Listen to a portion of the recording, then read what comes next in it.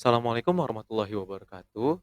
Salam hormat kepada Ibu Selvi dan teman-teman sekalian. Perkenalkan, saya Muhammad El Jalaluddin Rumi, beserta teman-teman saya Najla dan Abyan dari kelompok 5.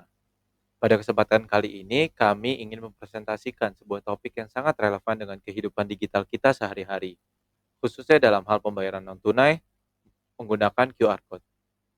Seperti yang kita tahu, saat ini hampir semua transaksi, baik di kantin kampus, fotokopi, atau bahkan warung di pinggir jalan, sudah menggunakan QRIS. Cukup dengan satu kali scan lewat aplikasi dompet digital. Namun, di balik kemudahan ini, ada potensi risiko keamanan yang cukup serius.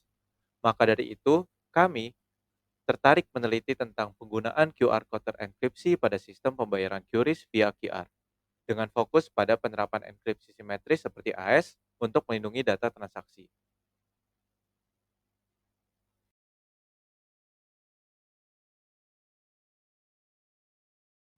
Oke, kenapa QRIS?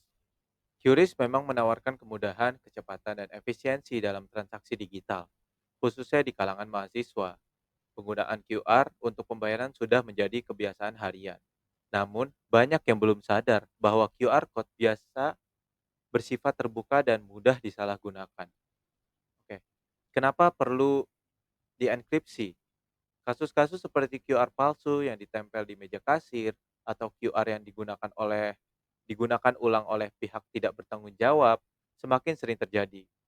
Ini menjadi celah yang biasa dimanfaatkan oleh penipu untuk mencuri dana atau memalsukan transaksi. Oleh karena itu, penggunaan QR code yang terenkripsi menjadi sangat penting.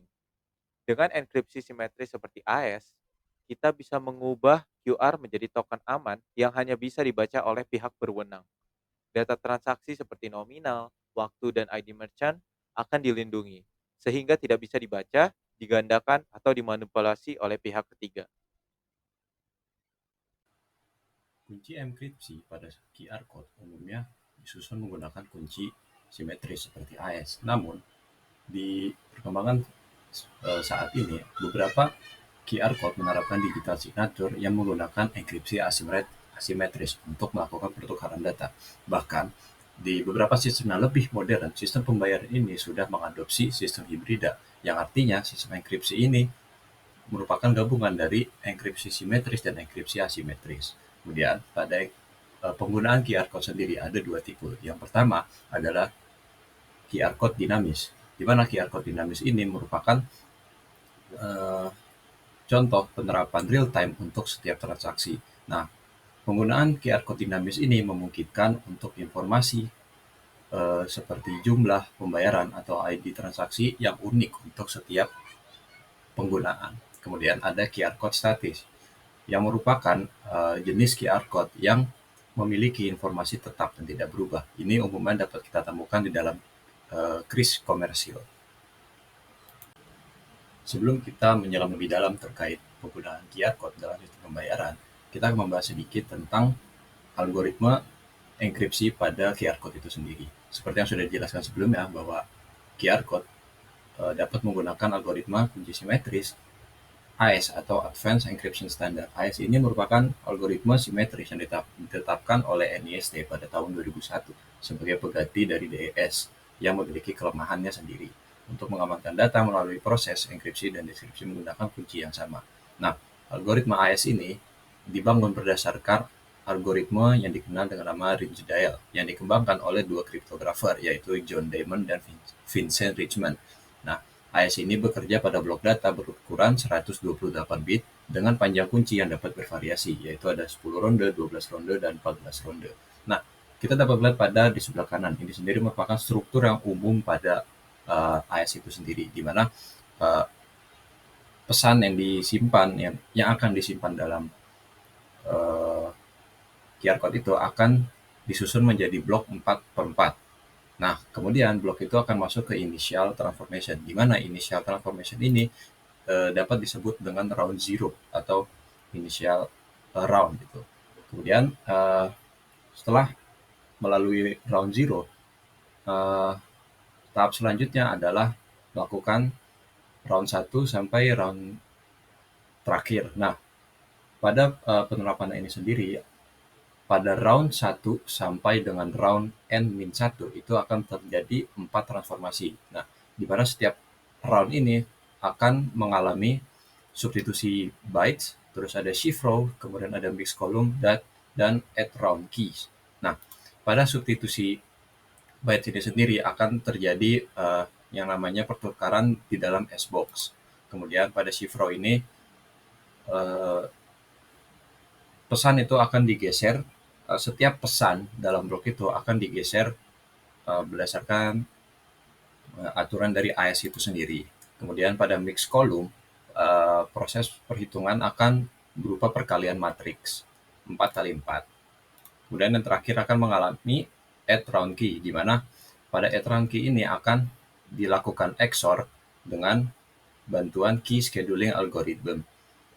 Nah, implementasi pada QR code ini sendiri dapat digambarkan sebagai enkripsi data dilakukan menggunakan AES seperti biasa. Kemudian hasil enkripsi dari algoritma AES itu akan diformat atau dikodekan ke dalam bentuk QR code. Nah, pada proses scanning QR code itu sendiri, nanti perangkat penerima akan mengekstrak data terenkripsi dan mendeskripsikannya menggunakan kunci AES yang sesuai.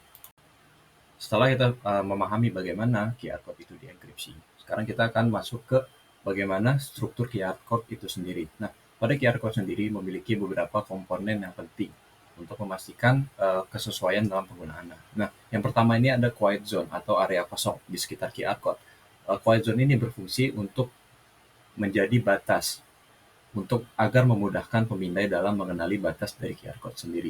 Jadi nanti perangkat pemindai itu dapat mengetahui mana yang merupakan bagian dari QR code dan mana yang bukan bagian dari QR code itu sendiri. Kemudian ada position pattern. Ini merupakan blok yang berbentuk kotak besar pada sudut-sudut QR code itu yang berfungsi untuk menjadi pola yang membantu pemindai untuk mengetahui orientasi QR code. Nah, ini memungkinkan untuk pemindaian QR code itu sendiri dapat dilakukan dari berbagai posisi, entah itu terbalik atau dari posisi lainnya. Ini akan secara otomatis mencari position pattern dan menentukan bentuk asli dari QR code itu. Selanjutnya ada separator, di mana separator ini merupakan area kosong di sekitar position pattern yang berfungsi untuk memisahkan position pattern dengan informasi lain yang disimpan dalam QR code. Kemudian ada alignment pattern, di mana alignment pattern ini merupakan pola yang membantu pemindai dalam mengoreksi distorsi perspektif pada QR code. Jadi contohnya seperti dalam kasus QR code itu melengkung, lecek, atau sedikit pudar. Kemudian ada yang dikenal dengan timing pattern, di mana ini merupakan garis horizontal dan vertikal yang saling terhubung yang berfungsi untuk membantu pemindai dalam mengidentifikasi dan menghitung ukuran dari modul QR code itu sendiri. Kemudian ada version information, di mana version information ini merupakan blok yang menyimpan informasi terkait QR code yang digunakan. Yang terakhir ada yang dikenal dengan nama format information, di mana ini merupakan salah satu komponen yang wajib dan harus ada di dalam QR code. Nah, format information ini sendiri digunakan untuk menyimpan informasi terkait data dalam QR code yang harus diproses. Ini mencakup yang pertama ada tingkat koreksi kesalahan dan mode pengkodean QR code itu sendiri, yang akan kita bahas di slide selanjutnya. Selanjutnya kita akan masuk ke proses decoding dari QR code itu sendiri. Seperti yang sudah dijelaskan sebelumnya, bahwa QR code itu memiliki format information atau blok data yang merupakan penyimpanan informasi penting dalam QR code itu sendiri. Nah, format information ini sendiri akan terbagi menjadi beberapa hal. Salah satunya adalah error correction level dan max pattern. Nah, pada error correction level ini sendiri digunakan untuk memungkinkan QR code dapat merestore atau mengembalikan data jika ada gangguan dalam QR code itu sendiri, seperti sobek atau pudar atau gambar hilang dan lain sebagainya. Nah, pada error correction level ini sendiri ada 4 jenis. Yang pertama ada level low, di mana bernilai 1-1, yang berarti hanya sekitar 7% data dari keseluruhan QR code itu dapat direstore jika terjadi kesalahan. atau kerusakan. Kemudian ada level M atau medium dengan kode 10. Di sini data yang dapat dikembalikan sekitar 15%. Ketiga, ada level Q atau kuartil dengan kode 01, di mana data yang dapat dikembalikan ada sekitar 25%. Dan yang terakhir ada level high atau 00, di mana sekitar 30% data dapat dikembalikan. Nah, error correction level ini sendiri disusun berdasarkan algoritma Reed-Solomon codes. Tahap selanjutnya dari mendekode data dari QR code itu sendiri. Yang pertama, kita harus mengetahui berapa level error correction yang digunakan dan mask apa yang digunakan oleh QR code itu sendiri. Jadi ini dapat kita lihat dari blok paling pinggir dari format information. Jadi kalau misalnya kita lihat di sini, proses decoding harus melalui proses XOR dengan nilai 101010. Nah, di sini kita dalam contoh QR code ini akan mendapatkan informasi 00100. Itu dapat kita lihat dari lingkaran yang berwarna merah pada QR code itu sendiri. Kemudian ini merupakan QR data yang dimasking.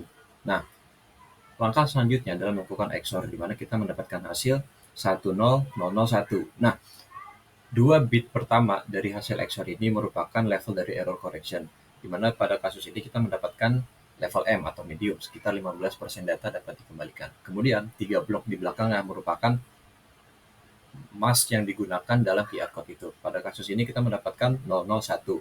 Nah, selain dari 001 itu sendiri, sebenarnya ada banyak tipe masking yang umumnya digunakan. Jadi bisa dilihat di sini ada mask 000, ada 001, ada 010, ada 011, ada mask 100, 101, 110, dan mask 111.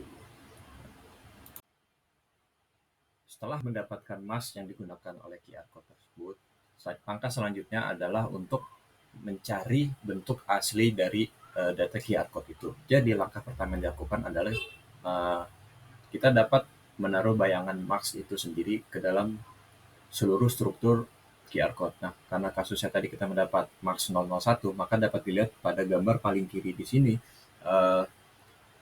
garis abu-abu itu merupakan mask yang digunakan dalam QR code yang menjadi contoh saat ini. Kemudian langkah selanjutnya setelah mendapatkan mask, kita meletakkan bentuk awal dari QR code tersebut. Jadi dapat dilihat pada gambar kedua. Nah, setelah kita mendapatkan ini, langkah selanjutnya adalah mengubah modul yang berwarna hitam menjadi warna putih. Nah, di sini yang diubah itu merupakan modul yang bertibanan dengan pattern mask yang tadi kita dapat.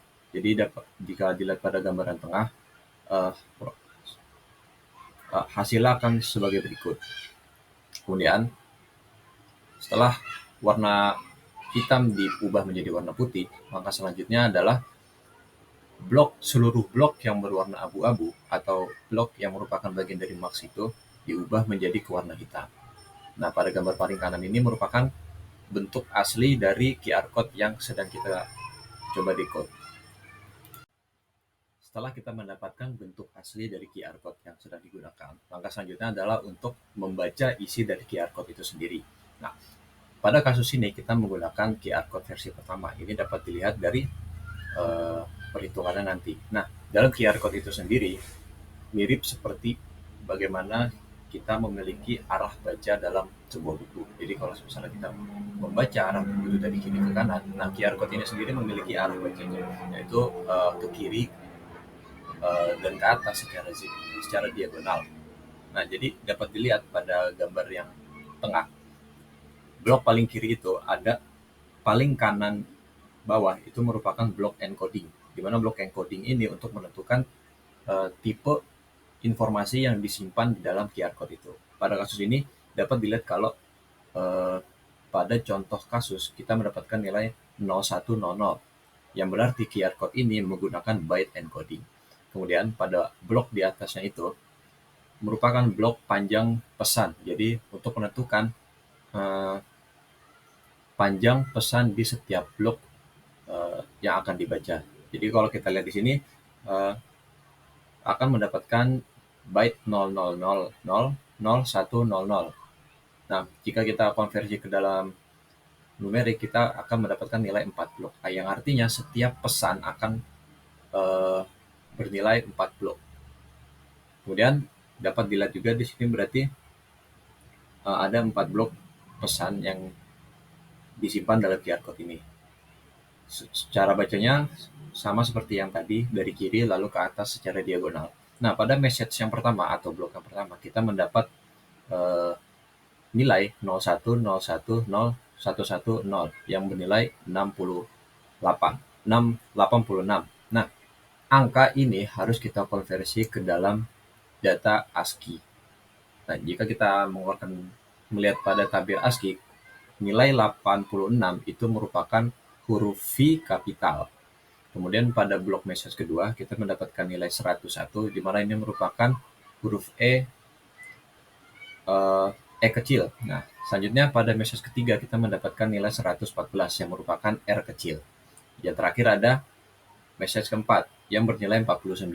Ini merupakan satu. Nah, dari keempat blok ini kita mengetahui bahwa QR code ini menggunakan QR code versi 1. Nah, selanjutnya 4 blok kecil di samping encoding itu merupakan blok N atau blok yang menjadi penanda bahwa pesan informasi terkait versi QR code itu akan berhenti di situ. Nah, selain dari blok informasi ini, isi QR code yang tersisa itu merupakan error correction dan pesan yang disimpan dari uh, data QR code itu sendiri. Oke, selanjutnya saya akan memberi contoh studi kasus bagaimana implementasi AS di sistem pembayaran QRIS itu sendiri. Jadi misalkan ada seorang pelanggan ingin membeli sebuah baju di toko pakaian seharga 50.000. Nah, saat pelanggan itu ingin melakukan pembayaran, sistem itu akan menyusun informasi transaksi seperti ID merchant, jumlah pembayaran, dan timestamp transaksi. Yang nanti di mana informasi ini itu akan dienkripsi menggunakan algoritma AES sehingga data tersebut menjadi aman dalam bentuk ciphertext. Hasil enkripsi ini kemudian akan diubah menjadi QR code yang nanti akan ditampilkan kepada pelanggan. Selanjutnya, pelanggan akan memindai QR code tersebut. Lalu aplikasi di HP pelanggan itu nanti akan membaca data terenkripsi, lalu mendekripsinya menggunakan kunci AES yang sudah disepakati antara aplikasi dan sistem. Nah, setelah didekripsi, aplikasi itu akan menampilkan informasi kembali transaksi yang asli, yaitu ada nama merchant-nya, nama jumlah pembayarannya, dan waktu transaksinya. Setelah pelanggan membayar, sistem itu akan mengirimkan konfirmasi ke server bank atau penyedia QRIS, lalu nanti setelah diverifikasi, pelanggan akan mendapatkan notifikasi bahwa pembayaran berhasil.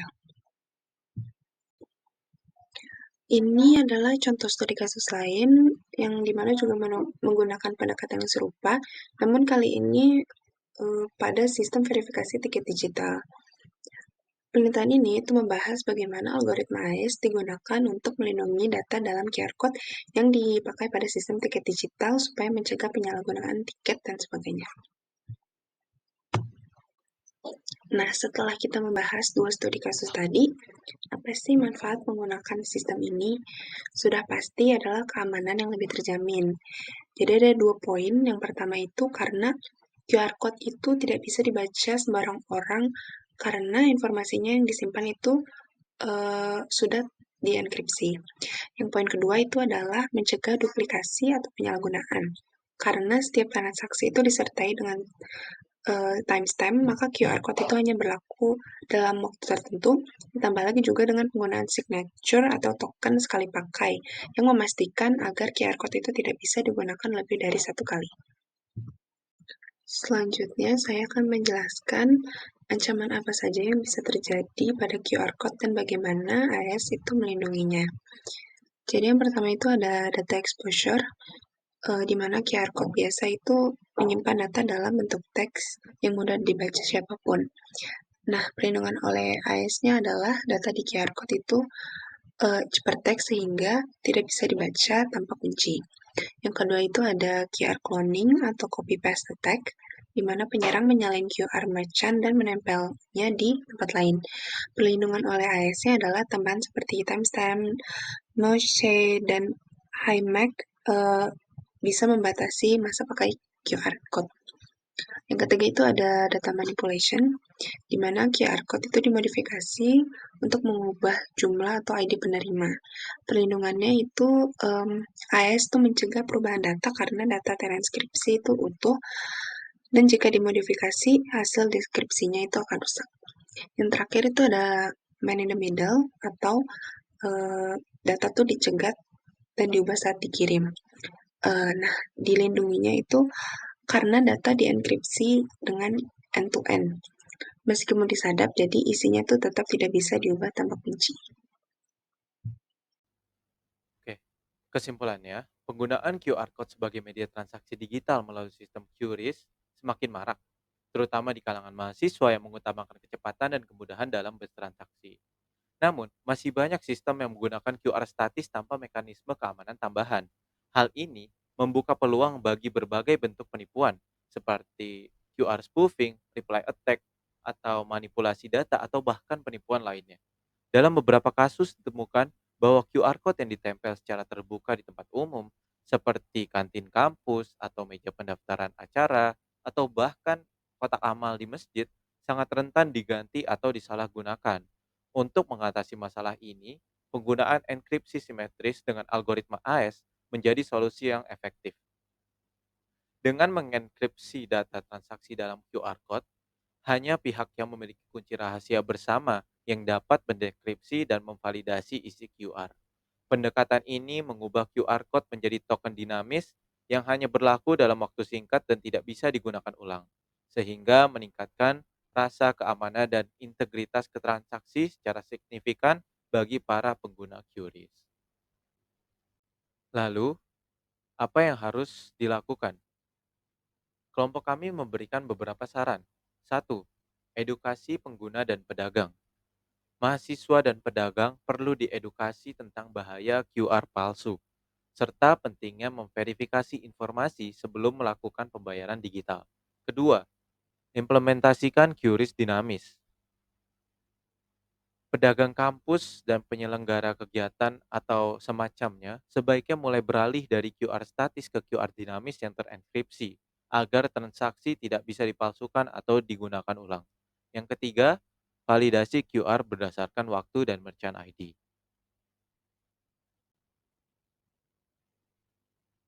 Baik, sekian dari kelompok kami, kelompok 5.